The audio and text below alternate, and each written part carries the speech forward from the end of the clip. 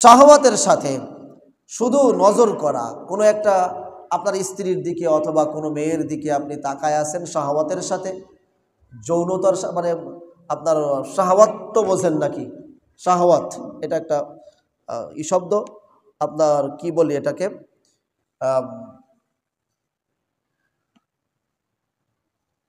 এটার বাংলাটা কি হতে পারে? যাই হোক, শাহওয়াতের সাথে যদি কোনো ব্যক্তি, এটার এমনি বলা হলো সেক্সের সাথে যদি কোনো ব্যক্তি আপনার কোনো মেয়ের দিকে অথবা স্ত্রীর দিকে তাকায় থাকে, শুধু তাকায় থাকার কারণে তার বীর্যপাত হয়ে গেছে, এমন যদি হয় তাহলে তার রোজাও ভাঙবে না, তার মাকরুহ হবে না, কিছুই হবে না। এই জিনিসগুলো আপনারা একটু খেয়াল রাখবেন।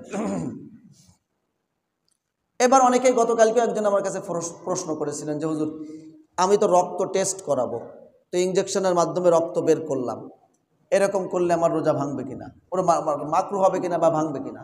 যদি রোজার ইঞ্জেকশনের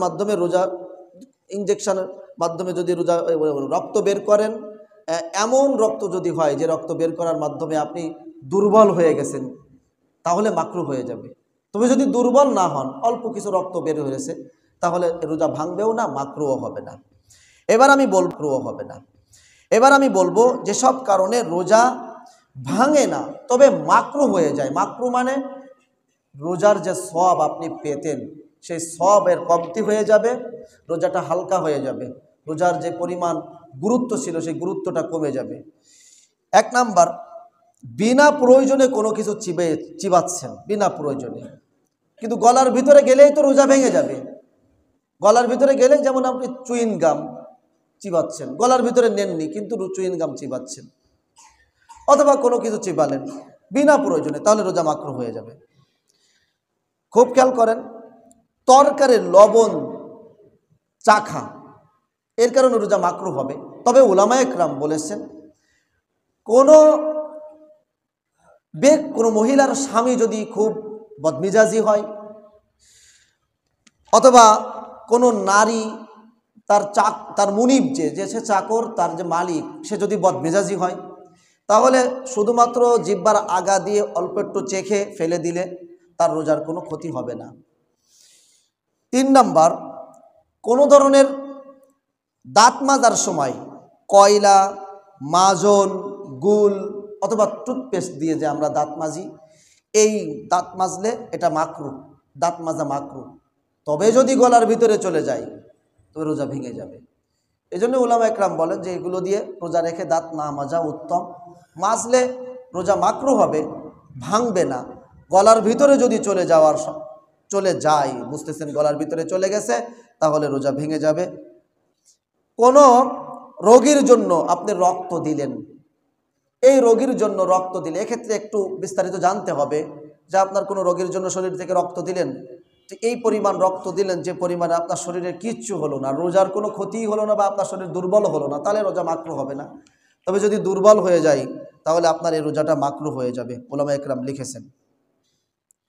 গীবত করা, চগলখুরি করা, অনর্থক কথাবার্তা বলা, মিথ্যা বলা, ঝগড়া ফাসাদ করা, গালিগালাজ করা, যদি রোজা রেখে কোনো ব্যক্তি এই সমস্ত কাজে লিপ্ত হয় তাহলে রোজা হালকা হয়ে যাবে।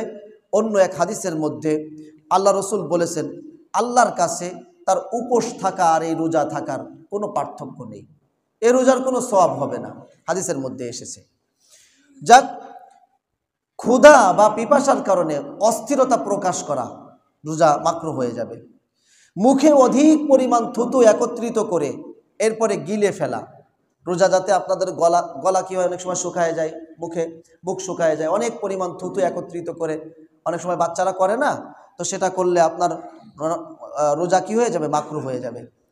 খুব খেয়াল করেন, খানা খেয়েছিলেন, দাঁতের ভিতরে আপনার কোনো একটা খাদ্য আটকে আছে, এই খাদ্যটা আপনি ছোলা বুট তো চেনেন, ছোলা বুট, এর থেকে যদি ছোট হয়, দাঁতে ছোলা বুটের চেয়ে যদি ছোট কোনো বস্তু আটকে থাকে, এবারে আপনার মুখের অজান্তেই ওইটা বের হয়ে গলার ভিতরে চলে গেল, ছোলা বুটের থেকে ছোট কোনো বস্তু, খাদ্যদ্রব্য দাঁতের ভিতরে আটকে ছিল, গলার ভিতরে চলে গেছে, রোজা মাকরুহ হবে কিন্তু ভাঙবে না। খুব খেয়াল করেন, ছোট বুটের চেয়ে, ছোলা বুট এর চেয়ে ছোট। নিজের